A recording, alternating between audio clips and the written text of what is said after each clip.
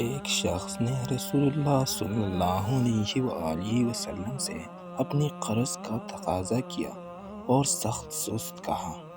صحابہ رضی اللہ تعالیٰ عنہم نے اس کو سزا دینی چاہیے تو آپ صلی اللہ علیہ وآلہ وسلم نے فرمایا کہ اسے کہنے دو، صاحب حق کے لیے کہنے کا حق ہوتا ہے، اور اسے ایک اونٹ خرید کر دے دو۔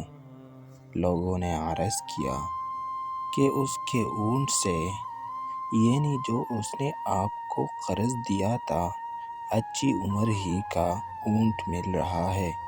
آپ صلی اللہ علیہ وآلہ وسلم نے فرمایا کہ وہی خرید کے اسے دے دو، کیونکہ تم میں اچھا وہی ہے جو قرض ادا کرنے میں سب سے اچھا ہو۔